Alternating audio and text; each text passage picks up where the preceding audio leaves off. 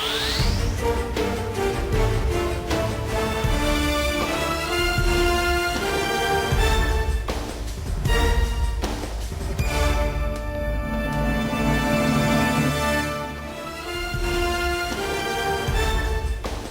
জানাচ্ছি খাতুনগঞ্জ থেকে মধ্যজেলার সাথে আছে আমি শামীম জাহেদি। চট্টগ্রামের ট্রেন দুর্ঘটনায় ওয়াগনে তেল ছড়িয়ে পড়েছে প্রায় 10 কিলোমিটার দূরের হালদা নদীতে। এই নদীর দক্ষিণে কার্প জাতীয় মাছের অন্যতম প্রজনন কেন্দ্র হিসেবে পরিচিত। আর তেল দূষণের ফলে মা মাছের প্রজনন ব্যাহত হওয়ার আশঙ্কা বিশেষজ্ঞদের। আজ আমরা আলোচনা করব হালদায় মাছের প্রজনন। এই নিয়ে আলোচনা করতে আমাদের সাথে স্টুডিওতে রয়েছেন মৎস্য অধিদপ্তরের মহাপরিচালক ডক্টর সৈয়দ আরিফ আজাদ এবং ঢাকা বিশ্ববিদ্যালয়ের প্রাণীবিদ্যা বিভাগের অধ্যাপক ডক্টর এম নিয়ামুল নাসির। তবে মূল আলোচনা যাবার আগে দেখে নেব একটি প্রতিবেদন। শুক্রবার বোয়ালখালীর খিতাবচরে সেতু ভেঙে খালে ডুবে যায় তেলবাহী 3টি ট্যাঙ্কার। এই সময় ট্যাঙ্কারের ভেতরে থাকা প্রায় ৭৫,০০০ লিটার ফার্নেস অয়েল ছড়িয়ে পড়ে আশেপাশের খাল ও ফসলি জমিতে, যা এখন জোয়ারের পানিতে কর্ণফুলী হয়ে চলে গেছে হালদায়। আপনারাও তো দেখতেছেন যে এখানে গাছে লাগা রয়েছে, ফেনা তো কচুরি ফেনা লাগা রয়েছে। হালদা নদীর যেটা মুখ আছে সেখানে আমি গেছি গতকালকে, দেখতেছি দোনো পারে তেলবাসী ঘাসে আমি দেখছি খালুগড়ের মোহনায় অর্থাৎ হালদা নদীর মুখে একটা মাছ এই তেলের এই উপার্জনায় মারা গেছে। পরিবেশবিদরা বলছেন এমনিতে দখল দূষণে বিপর্যস্ত হালদা নদী নতুন করে তেল ছড়িয়ে পড়ার বিষয়টি মা মাছের প্রজননের উপর খারাপ প্রভাব ফেলবে। এরকম যখন একটা বিশাল অ্যামাউন্টের ফার্নেস অয়েল প্রায় 1 লাখ লিটারের মতো যে করছে, এটার যখন হালদাতে প্রবেশ করছে, এটার ওয়াটার কোয়ালিটি চেঞ্জ হবে। ওয়াটার কোয়ালিটি চেঞ্জ হলে হালদার আসলে ইকোসিস্টেমটাও কিন্তু চেঞ্জ হবে। ইকোসিস্টেম চেঞ্জ হলে এবং এটা মাছের প্রজনন ক্ষেত্র বলেন, এটা আমাদের ফ্রেশ ওয়াটার রিসোর্স বলেন, সব জায়গায় কিন্তু এফেক্ট আসবে।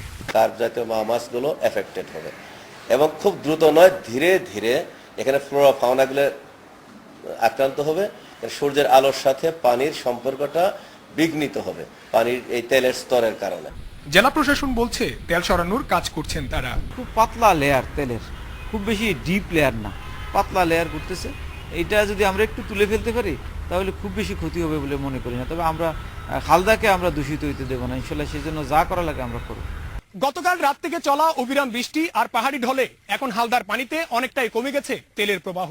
যদিও কচুরিপানা আর ঘাসে এখনো লেগে আছে তেলের দাগ, তবে জোয়ারের সঙ্গে সঙ্গে তেলের প্রবাহ আরো বাড়তে পারে বলে জানিয়েছেন স্থানীয় জেলেরা। Iftekhar Faisal, Independent News, Chattogram. দেখলাম প্রতিবেদনটি আমরা। সৈয়দ আরিফ আজাদ এবং নিয়ামুল নাসির, আপনাদেরকে স্বাগত জানাচ্ছি অনুষ্ঠানে। কেমন আছেন আপনারা? ভালো। জনাব আজাদ, আপনার কাছে প্রথম প্রশ্ন করতে চাচ্ছি, ঠিক এই মুহূর্তে হালদা নদীর কি অবস্থা? যে দুর্ঘটনার ফলে এই তেলের দূষণটা ছড়িয়ে পড়েছিল বিভিন্ন নদীতে, হালদা হচ্ছে অন্যতম নদী, একমাত্র নদী বাংলাদেশে যেখানে বাংলাদেশে প্রাকৃতিকভাবে মৎস্য প্রজনন হয়ে থাকে। এখন সর্বশেষ অবস্থাটা কি? আপনি মৎস্য অধিদপ্তরের পক্ষ থেকে আপনারা সেখানে ওয়াকিফাল আছেন কিনা? আপনাকে ধন্যবাদ। হ্যাঁ, আমরা ওয়াকিফাল আছি এবং আমরা প্রতিদিন এটার মনিটরিং করছি এবং প্রতিদিন এটার ফিডব্যাক নিচ্ছি আমরা চিটাং থেকে। আমি সর্বপ্রথম 21 তারিখে এটার লিখিত প্রতিবেদন সংগ্রহ করি। জি, আমাদের চট্টগ্রামের যে ডিএফও আছেন, জেলা মৎস্য কর্মকর্তা প্রভাতী দেব, উনি নিয়মিত এটা মনিটর করছেন। উনি আমাকে তখন যে রিপোর্ট করেন, তাতে করে মাছোয়া ঘুনা বলে একটা জায়গা আছে আচ্ছা হালদা নদীতে। এটা হচ্ছে আপনার যে খালের কাছে ঘটনাটা ঘটেছে, কর্ণফুলীর মোহনা থেকে 10 কিলোমিটার আপ। 22 তারিখে খবর পেয়েছি আমরা যে এটা প্রায় 15 কিলোমিটার আপ পর্যন্ত তেল দেখা গেছে। দ্বিতীয় যে তথ্য সেটা আমরা নিয়েছি, সেটা হচ্ছে মাছ ইমিডিয়েট কোনো মারা গেছে কিনা, এই ধরনের কোনো তথ্য আছে কিনা। এই 15 কিলোমিটার মনিটরিং করে আমরা দেখেছি কোনো মাছ মারা যাওয়ার তথ্য আমাদের কাছে আসেনি। এটা হচ্ছে একটা দিক। আর একটা দিক হচ্ছে যে তেলটা আপনাকে যদি নিয়ন্ত্রণে না রাখতে পারেন, এটা যদি ফ্লো হতেই থাকে, তাহলে এটার কিছু অংশ যদি সেটেল ডাউন করে আপনার তলায়, সেটার কিন্তু টোটাল ফুড চেইনের উপরে একটা নেতিবাচক প্রতিক্রিয়া পড়বে। আচ্ছা, কারণ একটা ইকোসিস্টেমের তলায় মাছের খাবারের একটা প্রধান উৎস থাকে, আচ্ছা, কাদার সাথে, যেটাকে আমরা ব্যান্থোস বলি। এইটা যদি এফেক্টেড হয়, এটা যদি মারা যায়, একদিকে হচ্ছে যে ডিকম্পোজিশন হবে, অক্সিজেনের কিছু ঘাটতি হবে সেখানে। জি।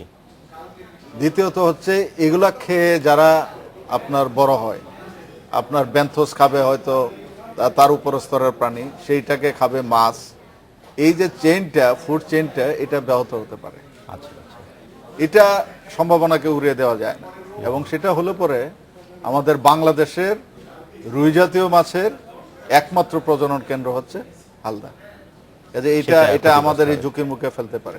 আমি একটা বিষয় এবং আরেকটা বিষয় আমি আপনাকে জানিয়ে রাখি, প্রাথমিকভাবে আমরা যে অক্সিজেনের রিপোর্ট নিয়েছি, ডিজলভ অক্সিজেন, যেটা একটা ইন্ডিকেটর, সেটা তেমন নেতিবাচক কোনো প্রভাব আমরা দেখিনি। আচ্ছা, আমরা সর্বনিম্ন 2.8 আমরা পেয়েছি ডিজলভ অক্সিজেন। সেটা কার্প মাছ জাতীয় মাছের জন্য যে খুব খারাপ প্রভাব ফেলবে সেটা বলা যায় না, এখনো সহনশীল পর্যায়ে আছে। তবে আমাদের এই তেলটা যাতে কন্টিনিউয়াসলি নিঃসরণ না হতে থাকে, এটা আমরা ম্যানুয়ালি, আমরা রেলওয়ের সাথেও আমাদের যোগাযোগ আছে, এবং আমাদের রাউজান এবং হাটহাজারির যে অফিসার, জি, তারা কিন্তু যে ম্যানুয়াল রিমুভালের যে কার্যক্রম, তাতে তারা নিজেরাও জড়িত আছে। জি, তবে এটা ইমিডিয়েটলি এটা একটা উইজডম নিয়ে, একটা প্রজ্ঞা নিয়ে এবং একটা টোটালিটি অফ একটা এফোর্টের মাধ্যমে অবিলম্বে এই বিষয়টা নিষ্পত্তি হওয়া প্রয়োজন। ধন্যবাদ। আমি আপনার কাছে ফিরে আসবো জনাব আজাদ। জনাব নিয়ামুল নাসির, আপনার কাছে জানতে চাচ্ছি যে আমরা যখন হালদা নদীর এই কনসার্ন, এখন নতুন কনসার্ন একেবারে, কিন্তু হালদা নদীকে নিয়ে আমরা বিভিন্ন সময় বিভিন্ন কনসার্ন শুনেছিলাম, বিভিন্নভাবে পরিবেশ দূষণের কথা আমরা বলেছি, এবং বলা হয়েছিল বারবার যে বাংলাদেশের একমাত্র প্রাকৃতিক প্রজনন কেন্দ্র, মৎস্য প্রজনন কেন্দ্রকে আসলে রক্ষা করতে হবে। সেই রক্ষা করবার জন্য আমরা কি যথেষ্টভাবে ব্যবস্থা নিচ্ছি কিনা, একজন মৎস্য বিজ্ঞানী হিসেবে আপনার কি মনে হয়? কথাটা আসলে বেশ মানে এটা উত্তর দেওয়াটা কিন্তু একটা জটিল ব্যাপার, কেননা এখানে হচ্ছে গিয়ে যে আমরা কতটুকু জানি, এই জানাটা কিন্তু আমাদের একটা ঘাটতি রয়ে গেছে।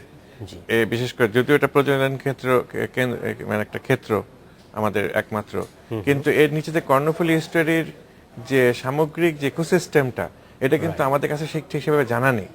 এবং আপনি আরেকটু খালি চিন্তা করে দেখেন, এই যে অয়েল স্পিল যেটা হলো, এই অয়েল স্পিলের মেকানিজমটা কিন্তু আমাদের জানা নেই যে এইটা কিভাবে আমাদের ইম্প্যাক্ট ফেলতে পারে, বা অন্য যে জাহাজগুলো ওখানে আসছে তাদের কি ইম্প্যাক্ট আছে কিনা, কারণ ওরাও কিন্তু বিভিন্ন রকমের বর্জ্য পদার্থ ওখানে ছাড়ছে। বর্জ্য তো অবশ্যই হবে, হ্যাঁ। তো যেটা এখানে আসছে, যেটা হচ্ছে যে আমাদের মহাপরিচালক মহোদয় যেটা বললেন, যথার্থই বললেন, যে এই যে তেলটা যখন পড়ে যায়, আমরা দেখেছি যে এই ফার্নেস অয়েলটা কিন্তু একটা অন্য ক্যারেক্টারিস্টিক্সের, এটা কিন্তু আস্তে আস্তে তলায় চলে যায়, এবং তলায় চলে গেলে আপনি গিয়ে প্রাথমিকভাবে আপনি দেখবেন না, যে ওখানে ভাববেন যে তেলগুলো বোধহয় নাই হয়ে গেছে বা চলে গেছে, আসলে এটা তলানিতে থেকে যাবে, এবং তলানির জোয়ার ভাটার কাজের সাথে আলোড়নের সাথে কিন্তু সে নিচের থেকে কিন্তু তার ক্ষতির কারণটা করে থাকবে।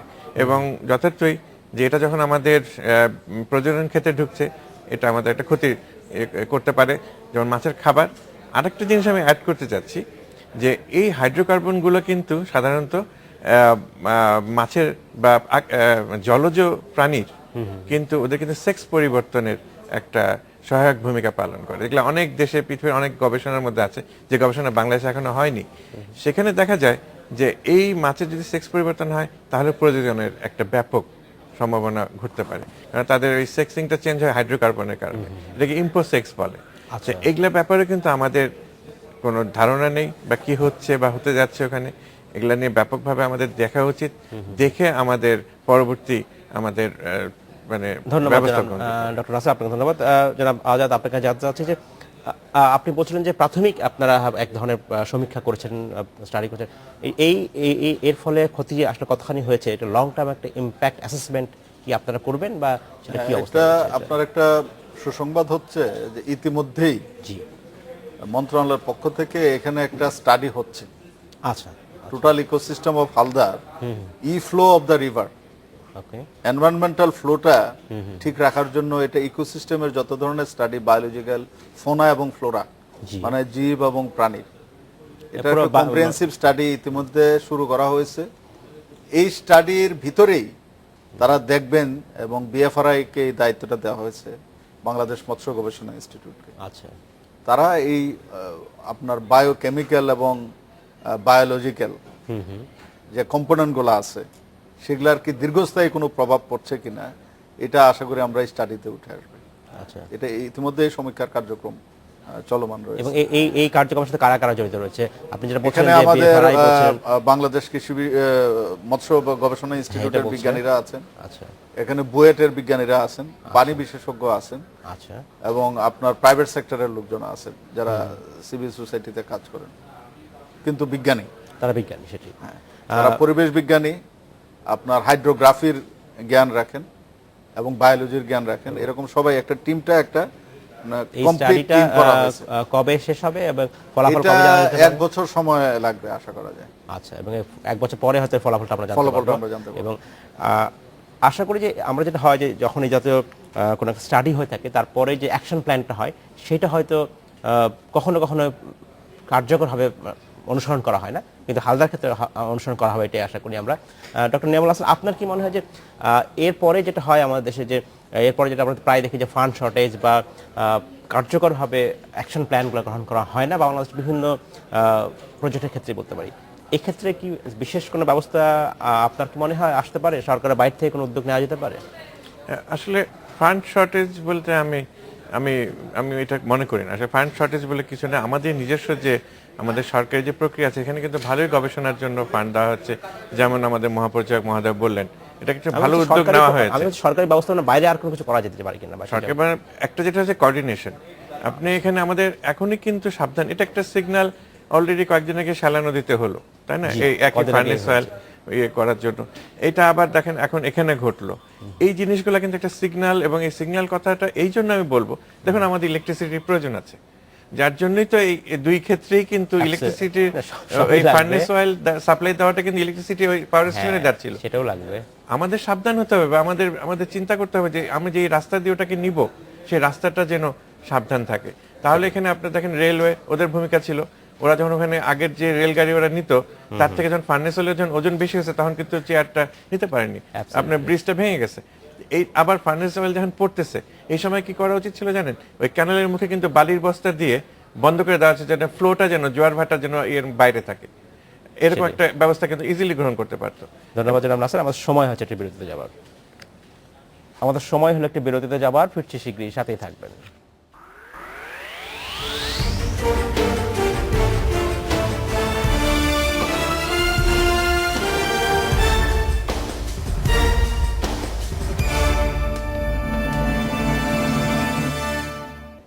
স্বাগত আরেকবার খাতুনগঞ্জ থেকে মতশিলা। আজ আমরা আলোচনা করছি হালদায় মাছের প্রজনন নিয়ে। এই নিয়ে আলোচনা করতে আমার সাথে স্টুডিওতে রয়েছেন মৎস্য অধিদপ্তরের মহাপরিচালক ডক্টর সৈয়দ আরিফ আজাদ এবং ঢাকা বিশ্ববিদ্যালয়ের প্রাণীবিদ্যা বিভাগের অধ্যাপক ডক্টর এম নিয়ামুল নাসির। জনাব নিয়ামুল নাসির এবং জনাব আরিফ আজাদ, আপনাদেরকে স্বাগত জানাচ্ছি আরেকবার।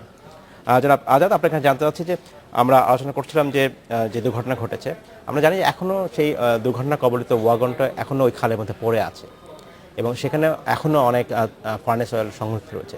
এর উদ্ধারের জন্য কি ধরনের ব্যবস্থা নেওয়া হচ্ছে যাতে তেলটা ছড়িয়ে পড়তে না পারে? আর আপনি খুবই একটা ভালো প্রশ্ন করেছেন।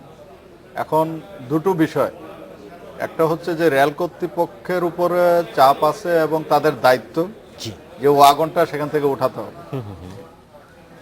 আর একটা বিষয় হচ্ছে যে ওয়াগন যখনই আপনি উঠাতে যাচ্ছেন, অয়েলটা তো একটা নির্দিষ্ট আপনার ওয়াগনের একটা নির্দিষ্ট ফেজ দিয়ে কিন্তু এটা বের হচ্ছে, এটা এমন না যে চতুর্দিকে বের হয়ে যাচ্ছে, তার মাউথ আছে, সেই মাউথ দিয়ে ওপেনিং দিয়ে বের হচ্ছে। এবং যখনই ওয়াগনটা ওঠানোর চেষ্টা করা হচ্ছে, এটা গতকালকের খবর আমি বলছি, আমাদের ডিএফও আমাকে জানিয়েছে যে ওয়াগনটা যখন উঠানোর চেষ্টা করা হচ্ছে তখন আরো অয়েল আরো বেশি বের হচ্ছে।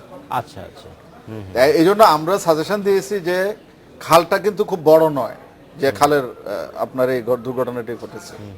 আমরা বলেছি যে খালের যে মাউথটা, ওপেনিংটা, যে ওপেনিং দিয়ে আপনার নদীর দিকে গিয়ে মিশবে, এটাকে ক্লোজ করে দেওয়া, এটা বাঁশের চাটাই দিয়া আর্টিফিশিয়াল ফেন্সিং করে কচুরিপানা দিয়ে এবং এমনভাবে ব্লক করে দেওয়া যে ব্লক করার ফলে তেলটা আপস্ট্রিমে না যেতে পারে।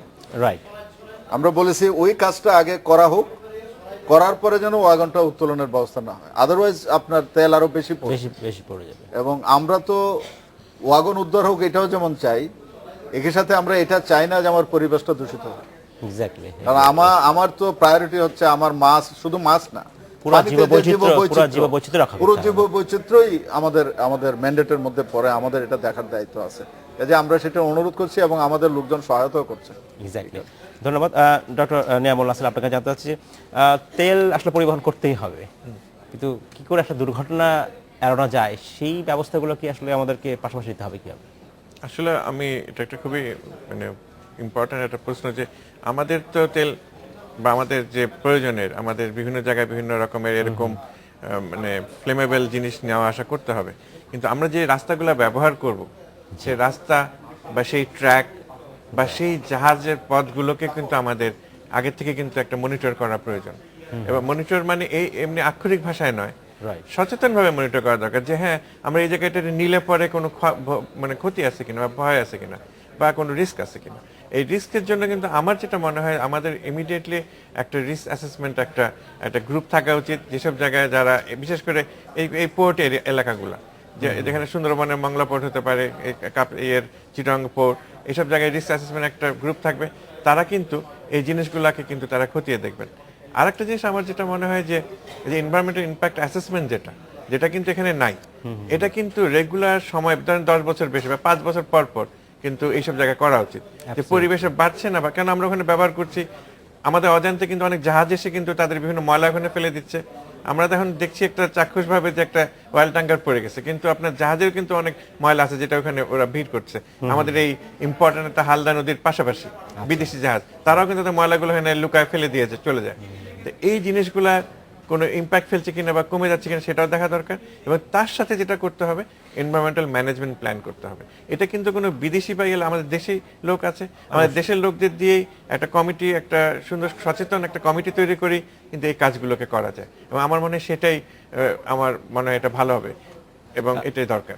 জনাব আজাদ, সুন্দরবনে দুর্ঘটনা হয়েছে, কদিন শ্যালা নদীতে দুর্ঘটনা ঘটেছিল, এখন এটা ঘটলো চট্টগ্রামে। এটা হয়তো বড় আকারের নয়, বাট এরকম বিভিন্ন সময় আমাদের তেল বা অন্যান্য এই জাতীয় পদার্থ আমাদেরকে পরিবহন করতে হয়।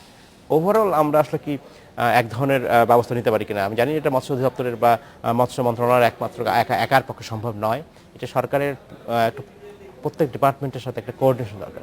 সেই জাতীয় কোনো ব্যবস্থা নিচ্ছে কিনা, এই দুটো দুর্ঘটনার পরে থেকে আমরা শিক্ষা নেব কিনা? আসলে আপনি একটা খুবই সুন্দর প্রশ্ন করেছেন এবং সৌভাগ্যবশত প্রশ্নটা আমার কমন পড়েছে। আমি এই জন্য বলবো যে ইতিমধ্যে আমরা একটা ব্যবস্থা নিয়েছি। আচ্ছা, আমরা বিশেষ করে হালদা নদীর জন্য। হ্যাঁ, আমরা শুনে খুশি হলাম। আপনারা জানলে খুশি হবেন যে বাংলাদেশে মাননীয় প্রধানমন্ত্রীর নেতৃত্বে মৎস্য এবং চিংড়ি বিষয়ক একটি জাতীয় কমিটি আছে। আচ্ছা, দীর্ঘদিন পরে আপনার গত এপ্রিল মাসের 1 তারিখ এটার একটা সভা মাননীয় প্রধানমন্ত্রীর সভাপতিত্বে অনুষ্ঠিত হয়েছে এবং সেখানে অনেক আলোচনার মাঝে আমরা একটা প্রস্তাব দিয়েছিলাম যে হালদা নদীকে আমাদের রক্ষা করতে হবে। অবশ্যই, কারণ এখানে আপস্ট্রিমে রাবার ড্যাম হচ্ছে, স্লুইস গেটগুলা আপনার আজকে 50 বছর 60 বছর আগে নির্মিত, এগুলা কোনো কাজে আসছে না, বরং এগুলা জগদ্দল পাথরের মতো বুকে বসে আছে আমার। তারপরে নদীর যে লুপগুলা ছিল, যে বাঁকগুলা ছিল, এগুলা অনেক জায়গায় কেটে এগুলারে সমান করে ফেলা হয়েছে। ন্যাচারাল যে আপনার এনভায়রনমেন্ট ছিল, এই এনভায়রনমেন্ট এখন নাই। এখন সরকারকে একটা প্রায়োরিটি নির্ধারণ করতে হবে। আমি কি নদী বাঁচাবো? বাংলাদেশের একমাত্র প্রজনন কেন্দ্র আমার এই হালদা রিভার, এটাকে আমি প্রটেক্ট করব, না এটাকে ইটের ভাটা বানিয়ে আমি রাবার ড্যাম করে, সবগুলো আমার দরকার আছে, আমার কোনোটাই প্রয়োজন, সবই প্রয়োজনীয়, কিন্তু আপনাকে একটু প্রায়োরিটাইজ। এবং এই জন্য মাননীয় প্রধানমন্ত্রী যে সিদ্ধান্ত দিয়েছেন যে মাননীয় প্রধানমন্ত্রীর মুখ্য সচিবের নেতৃত্বে সকল সংশ্লিষ্ট মন্ত্রণালয়ে একটা কমিটি হবে। এই কমিটি নিয়মিত বৈঠকের মাধ্যমে, সমন্বয়ের মাধ্যমে এই নদীটাকে রক্ষা করতে। ইতিমধ্যে কাজ শুরু হয়েছে? এটা ইতিমধ্যে কাজ শুরু করে নাই, এটা মাত্র সিদ্ধান্ত পেয়েছি আমরা। এটা খুব তাড়াতাড়ি আশা করি যে এই কমিটি কাজ শুরু করবে। ডক্টর নাসির নিয়ামুল নাসির, আপনি কতখানি আশাবাদী এই নতুন কার্যক্রম সম্বন্ধে হালদা নদী রক্ষা করবার জন্য? হ্যাঁ, আমি আরেকটু যদি নিচের দিকে আসি, আমাদের মাননীয় মহাপরিচালক সাহেব নদীর কথা বললেন, আমি পানির কথা বলি। পানিটা কিন্তু আমাদের প্রয়োজন আছে। বাংলাদেশের মানুষ যতদিন থাকবে তারা এই পানি নিয়ে তাদের থাকতে হবে। এই পানির মাধ্যমে আমরা ধান চাষ করব, আমাদের মাছ থাকবে এবং আমরা ওটাকে খাই, পানিও আমরা খাই। অতএব যেটা করতে হবে কি, যে আমাদের সচেতন হতে হবে যে পানি সম্পদটাকে আমাদের রক্ষা করতে হবে।